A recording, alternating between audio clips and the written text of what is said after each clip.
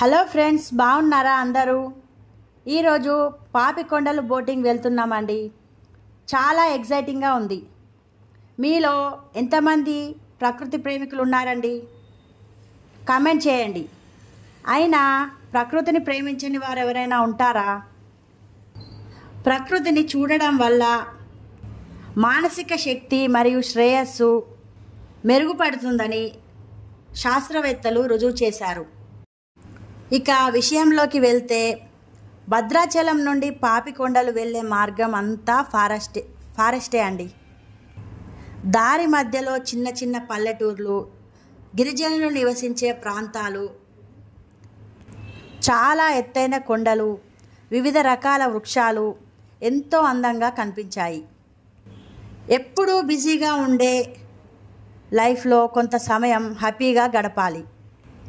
ప్రశాంతంగా ప్రకృతి మధ్యలో అందమైన ఆహ్లాదకరమైన నదులు, చెరువులు, కాలువలు ఉన్న ఈ ప్రకృతిని చూసి ఆనందించాలి.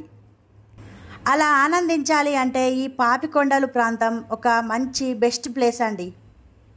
మార్గంలోనే ఇంత అందంగా ఉంది అంటే పాపికొండలు ఇంకా ఎంత అందంగా ఉంటుందో అని అనుకుంటూ వెళ్ళాం. ప్రకృతిలో నడవడం వల్ల డిప్రెషన్కు గురయ్యే అవకాశాలు చాలా తక్కువగా ఉంటాయని శాస్త్రవేత్తలు రుజువు చేశారు. పట్టణ ప్రాంతాల్లో నివసించే వారితో పోలిస్తే ప్రకృతికి దగ్గరగా జీవించేవారు ఆరోగ్యకరంగా మరియు ప్రశాంతమైన జీవితాన్ని అనుభవిస్తున్నారు. ప్రకృతి మనల్ని పునరుజ్జీవింపజేసి స్వచ్ఛమైన గాలి యొక్క శబ్దాన్ని ఇస్తుంది. మన చెవులను తాకే పక్షుల మధురమైన శబ్దాలు మరియు సముద్రంలో గాలులతో కూడిన అలల శబ్దాలు మనలను ఆనందంగా ఉండేలా చేస్తాయి. నగరంలో నివసించే ప్రజలకు మరియు అడవి ప్రాంతంలో నివసించే ప్రజలకు చాలా తేడా ఉంటుంది. ఎలా అంటే, అడవి ప్రాంతంలో నివసించే వారికి ఎటువంటి పొల్యూషన్ లేకుండా ఉండి వారి ఆరోగ్యం చాలా చక్కగా ఉంటుంది. వారు చాలా ప్రశాంతంగా జీవిస్తారు. మీకు ఇక్కడ ఒకటి అనాలనిపిస్తుంది, ఏంటంటే అయితే నగరంలో నివసించే ప్రజలందరూ అడవిలో నివసించాలా అని. కాదండి, ప్రజలందరూ ఈ బిజీ లైఫ్లో నుండి కొంత సమయాన్ని ఇలా విహారయాత్రలకు కానీ ప్రకృతిలో మనం గడిపినట్లయితే మనకు ఉండే స్ట్రెస్, డిప్రెషన్, ఒత్తిడి వంటి రోగాలను దూరం చేసుకొని మానసికంగా ఆనందాన్ని పొందవచ్చు. ఇప్పుడు మీకు మా పాపికొండలు బోటింగ్ టూర్ గురించి తెలియజేస్తానండి.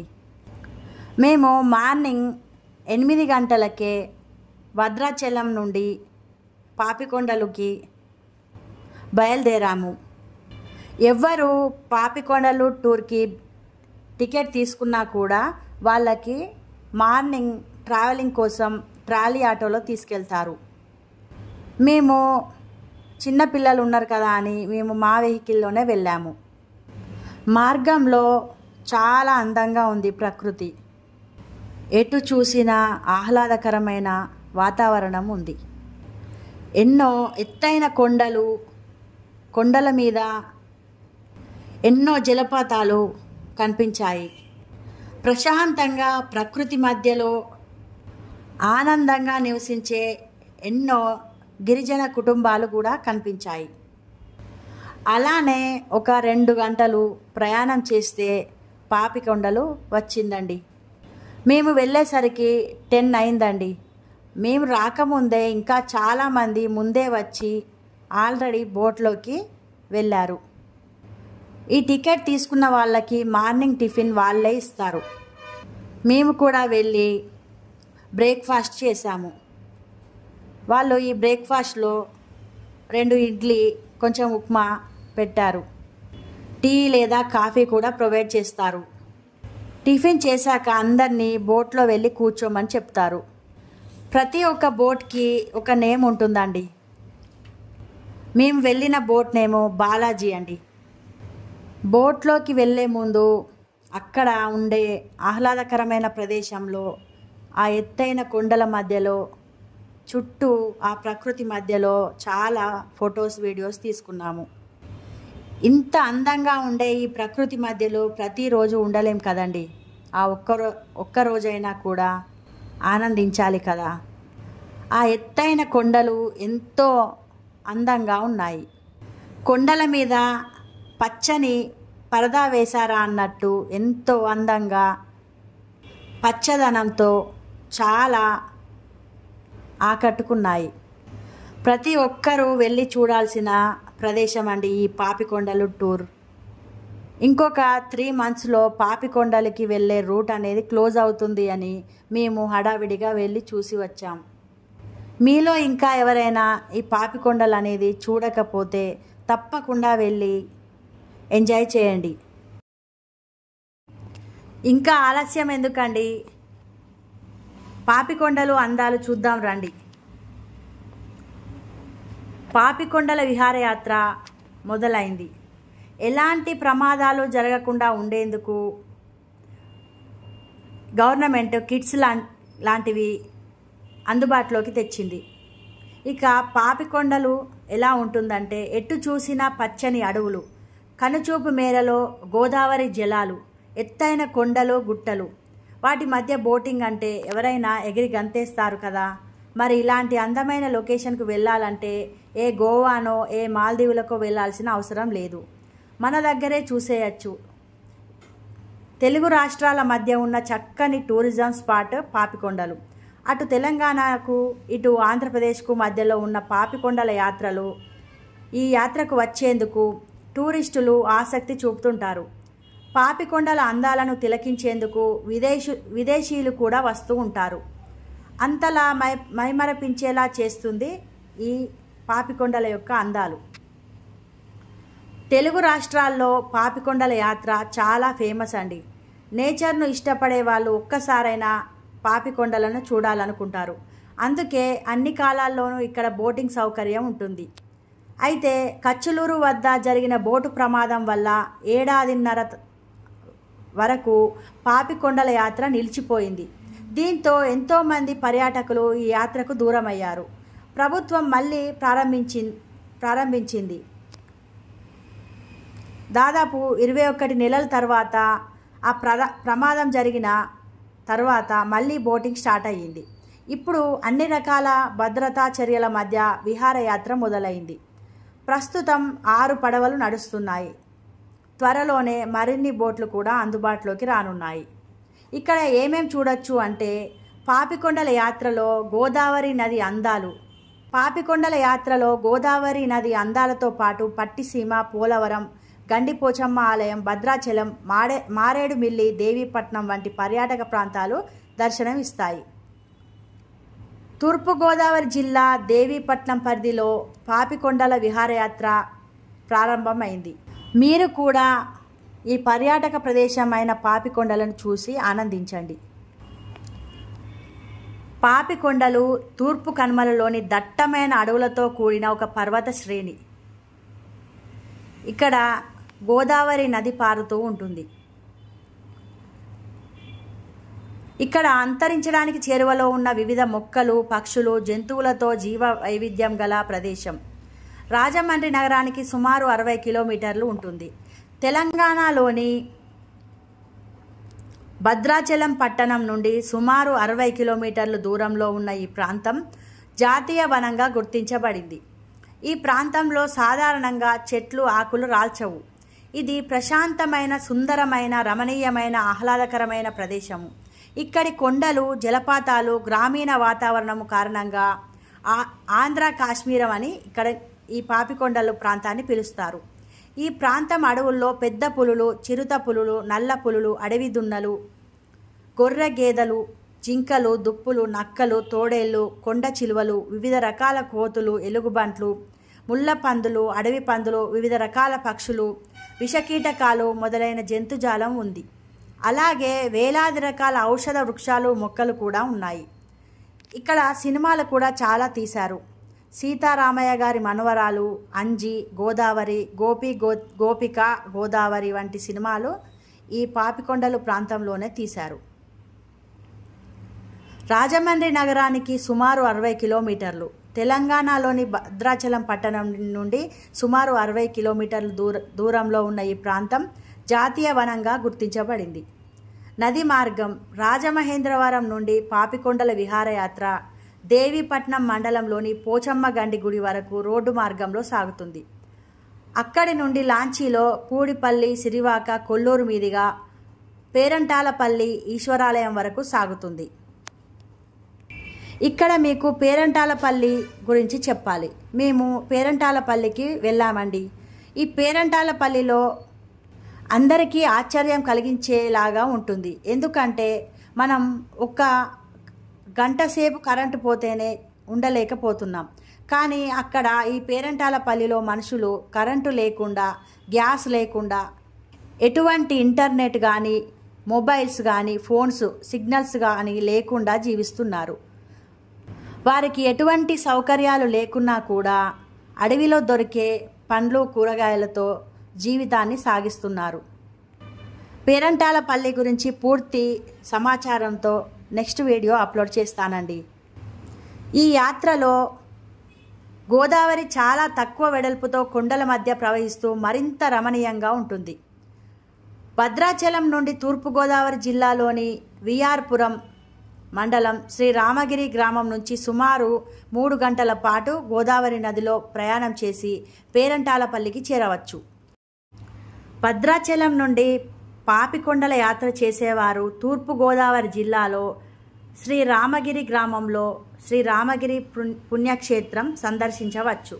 ఎత్తైన కొండల గుట్టలు మధ్య సుమారు 170 మెట్లు ఎక్కిన తర్వాత కనులు పరవశింపజేసే సుమారు 500 సంవత్సరాల క్రితం మాతంగి మహర్షిచే ప్రతిష్ఠించబడిన శ్రీ సీతారామ లక్ష్మణ ఆంజనేయ సుందర విగ్రహాలను భక్తులు దర్శిస్తారు. పక్కనే ఎత్తైన 2 పర్వతాలు వాలి, సుగ్రీవుల గుట్టలు భక్తులకు కనువిందు చేస్తాయి. ఈ కొండల నుండి మరో పర్లాంగు దూరంలో చొక్కనపల్లి గోదావరి రేవులో జటాయు పక్షి పడిపోయిన గుర్తులు కనిపిస్తూ ఉంటాయి. ఇక్కడే శ్రీరాముడు జటాయువుకు పిండ ప్రదానం చేశాడని పురాణాలు వెల్లడిస్తున్నాయి. ఇక్కడ దుర్ఘటనలు కూడా జరిగింది. 2019 సెప్టెంబర్లో పోలవరం నుండి పాపికొండలకు బయలుదేరిన రాయల్ వశిష్ట పడవ కచులూరు సమీపంలో మునిగిపోయింది. ఈ ప్రమాదంలో 26 మంది సురక్షితంగా బయటపడగా 45 పైగా ప్రయాణికులు చనిపోయారు. చాలా ప్రయత్నాల తర్వాత నెల రోజులకు ధర్మాడి సత్యం నేతృత్వంలోని బృందం మునిగిపోయిన బోటును వెలికి తీయడంలో విజయం సాధించింది. విహారయాత్ర మళ్లీ ప్రారంభమైంది. 2 ఏళ్ల క్రితం కట్టలూరు వద్ద బోటు ప్రమాదం జరిగిన తర్వాత పర్యాటకాన్ని ప్రభుత్వం నిలిపివేసింది. అయితే తిరిగి తెలంగాణ ప్రభుత్వం విహారయాత్రకు అనుమతించాయి. దీంతో 2021 డిసెంబర్ 18 పరిమిత సంఖ్యలో బోట్లతో భద్రాచలానికి 60 కిలోమీటర్ల దూరంలో ఆంధ్రప్రదేశ్లోని తూర్పుగోదావరి జిల్లా రామచంద్రాపురం మండలం పోచవరం నుంచి పాపికొండల విహారయాత్ర పునఃప్రారంభించింది. యాత్ర సజావుగా సాగేందుకు రెవెన్యూ, పోలీసు, నీటిపారుదల, పర్యాటక శాఖలు సమన్వయంతో పనిచేస్తాయి. ఈ బోటింగ్లో వెళ్ళిన తర్వాత చుట్టూ ప్రకృతిని చూసి చాలా ఎంజాయ్ చేశామండి. లంచ్ కూడా వాళ్ళే ప్రొవైడ్ చేశారు. మీరు కూడా ఈ ప్రకృతి యొక్క అందాలను చూసి ఆనందించండి ఫ్రెండ్స్.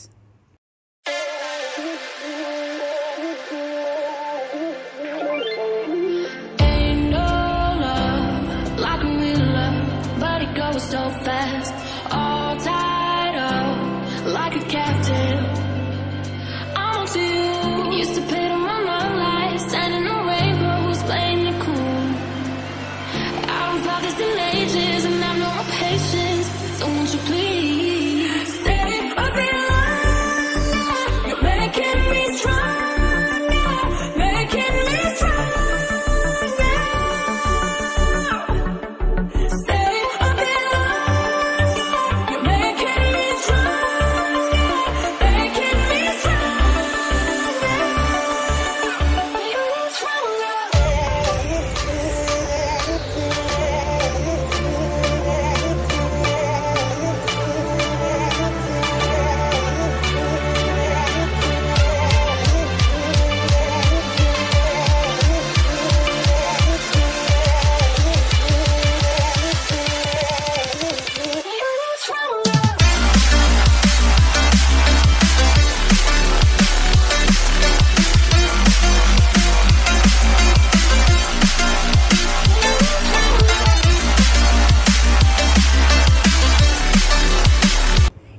మీరు చూస్తున్నది అల్లూరి సీతారామరాజు గారు జన్మించిన ఊరండి.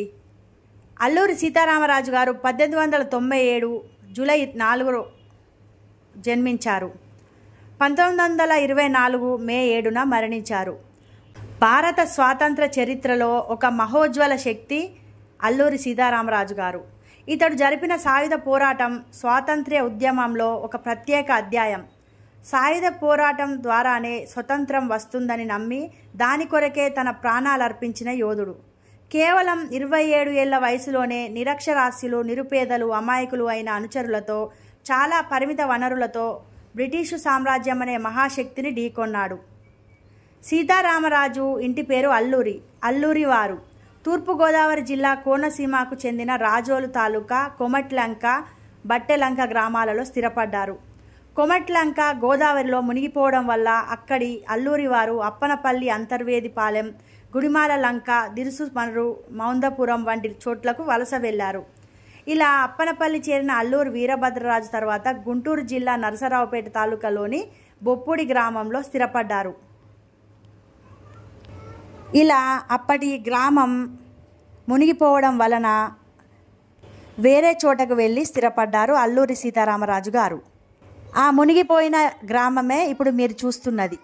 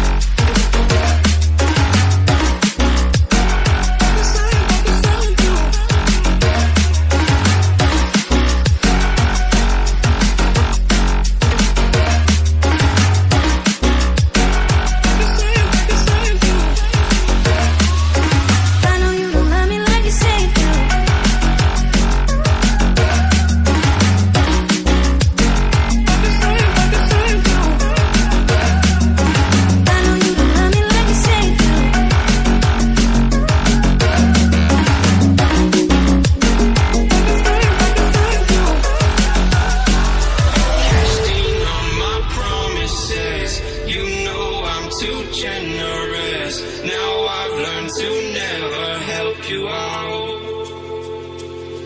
'Cause I'm done cleaning up your mess. Found myself in my regrets. I've become a little stronger now. A little stronger now. A little stronger now. A little stronger now. A little stronger now. You cashed in on my promises. You know I'm too generous. Now I've learned to never help you out.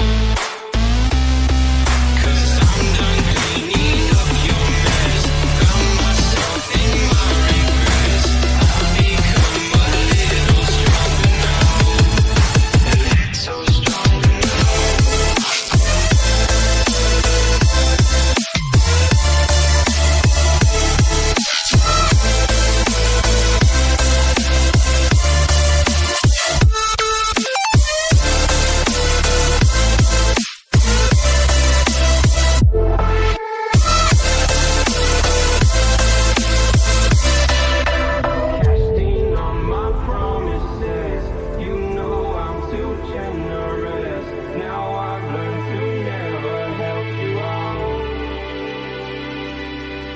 I'm done cleaning up your mess.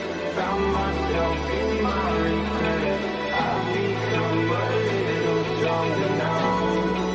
A little stronger. An open eye, feel the waves cut through me, hypnotized. ఇక్కడ butterflies చాలా ఉన్నాయండి. చాలా సందడి చేశాయి సీతాకోక చిలుకలు. మీకు ఈ పాపికొండలు వీడియో నచ్చినట్లయితే తప్పకుండా లైక్ చేయండి. మీరు ఎప్పుడైనా ఈ పాపికొండల టూర్ వెళ్ళారా, లేకపోతే వెళ్దామని అనుకుంటున్నారా అనేది కామెంట్ చేయండి ఫ్రెండ్స్. ఇంకా ఎన్నో ఇలా ఇంట్రెస్టింగ్ వీడియోస్ కోసం నా ఛానల్ని సబ్స్క్రైబ్ చేసుకోండి. Thank you so much friends for watching my video. Bye.